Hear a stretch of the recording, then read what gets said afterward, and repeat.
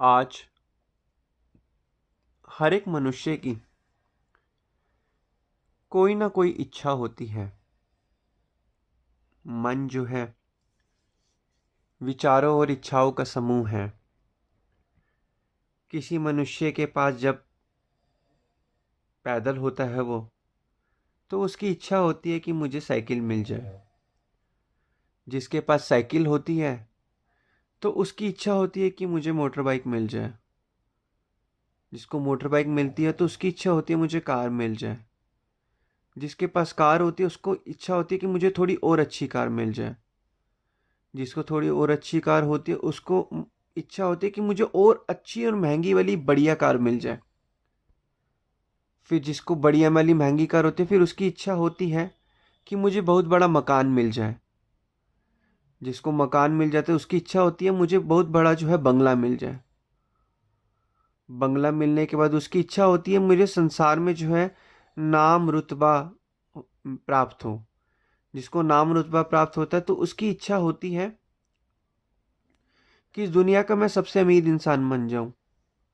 तो ऐसे कर करके मनुष्य की जो है इच्छाओं का कभी खात्मा ना ही हुआ था, ना ही हुआ है और ना ही कभी होगा। आप पुराने इतिहास उठाकर देख लो, कभी भी मनुष्य का जो है इच्छाओं का खात्मा नहीं हुआ।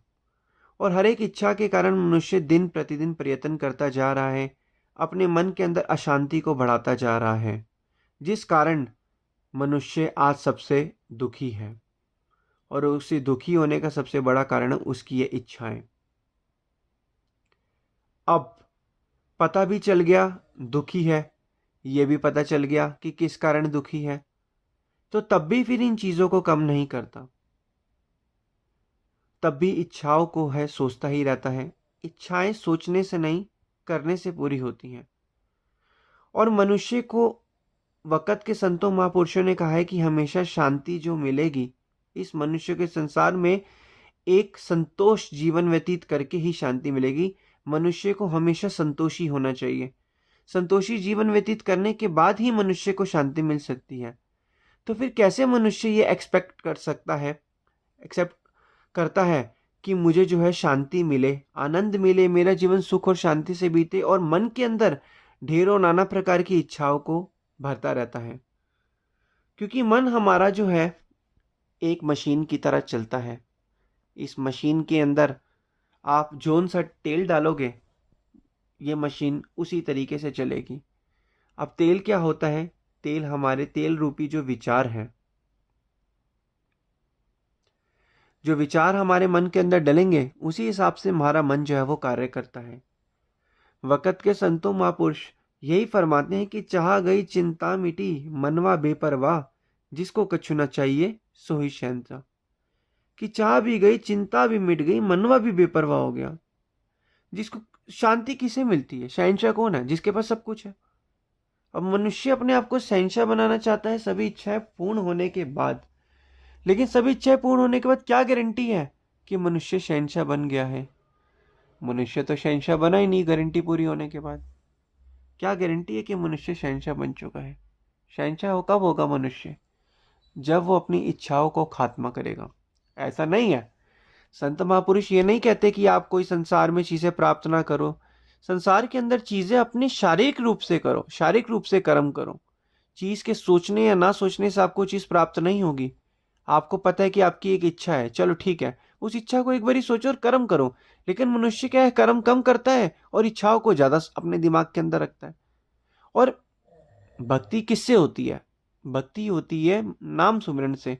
और नाम सुमिरन जो हम नाम जपते हैं वो कौन सी किस चीज से जपा जाता है? इस पूरे शरीर में श्वासों से। श्वासों का कनेक्शन हमारा किससे? मन से। और मन ही भक्ति में लगता है।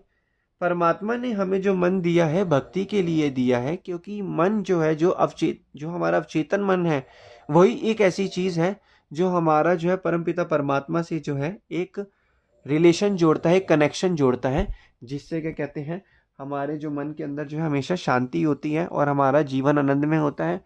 और इस अवचेतन मन के कारण ही हम अपनी सुरती को, अपनी तवज्जो को वक़्त के संतों महापुरुषों ने जो हमें नाम दिए उससे जोड़ते हैं, जिससे हमारा ध्यान नाम सुमिरन में लगता है।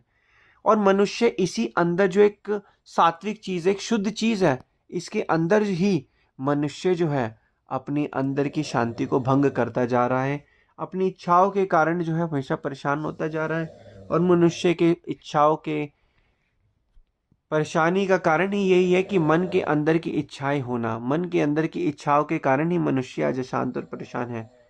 लेकिन मनुष्य को यह चीज आज तक किसी ने बताई नहीं है, ना उसके दोस्तों ने, ना परिवारों ने, ना दोस्तों यारों ने, ना साथी संबंधियों ने।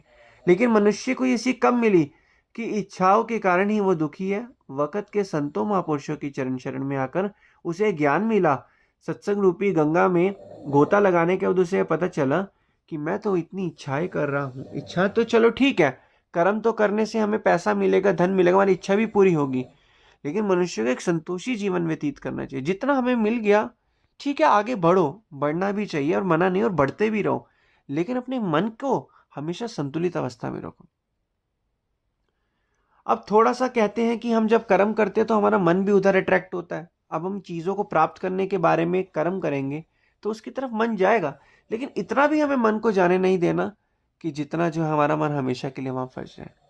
लेकिन वक़्त के संत महापुरुष जो हैं हमें बताते हैं, हमें दिखलाते हैं कि ये मनुष्य, पहले भी तू चिंता करता था और चीज़ों को सोचता था, आज भी जो चिंता कर रहा है, चीज़ों को सोच रहा है, कल भी तू, इसमें कोई शक नहीं है, ऑब्वियसली कल भी तू चिंताएं करेगा और कल भी चीज़ों को सोचता रहेगा और सोचते सोचते तू परेशान होता रहेगा। लेकिन संत महापुरुष हमें यही फरमाते हैं कि क्यों तू सोचता है रात दिन, क्यों ना सोचे मोहे, मुझ असोच की सोच से सोचना व्यापे कोय। कि तू रात दिन मनुष्य क्या सोचता रहता है, क्या चीज है जो तुझे हमेशा परेशान करती है? क्यों नहीं तो अपने हर एक दिन को एक आनंद और सुख और शांति से व्यतीत कर रहा है? हमेशा अपने वर्तमान को जो है इस अवस्था से जी रहा है कि मैं ये भी पालूं, वो भी पालूं, और उसको पाने के बाद जो है मैं तब खुश रहूंगा। अपने मन को हमेशा वर्तमान अवस्था, फ्यूचर की अवस्था में डाल रहा है कि जब मुझे ये मिल जाएगा तब मैं शांति से आनंद व्यतीत करूंगा। अरे मनुष्य, आज जो तुझे मिला है ये भी तो तूने पिछले भूतकाल में सोचा था कि जब ये मिल जाए तब मैं शांति से जीवन व्यतीत करूंगा। आज वो तुझे चीज कहीं ना कहीं मिल चुकी है, लेकिन क्या तू अब भी शांति से जीवन व्यतीत कर रहा है? लेकिन महापुरुष यही फरमाते हैं कि जवाब सुनने को मिलेगा ना, नहीं। क्यों? क्योंकि हम जो है अपने मन के विचारों के अंदर फंस चुके हैं। दीमक की तरह हमें वो मन के विचार फंसा चुके हैं और हम उससे नहीं निकल पा रहे। और अंदर की विचारों की अवस्था जो हमें फंसा रही है, हम उसको सच मान चुके हैं और एक थिंकिंग पैटर्न से अपने जीवन को व्यतीत कर रहे हैं। लेकिन संतों महापुरुषों के शरण में आकर मनुष्य की ये जो अज्ञानता का पर्दा है ये खत्म हो जाता है। इसलिए अब हमें क्या करना है? जितना हो सके हमें भजन बंदगी करनी है, ताकि हमारी मन है, जो हमारी तवज्जो, जो हमारा ध्यान है, वो संसार से हटके भक्ति में लगे।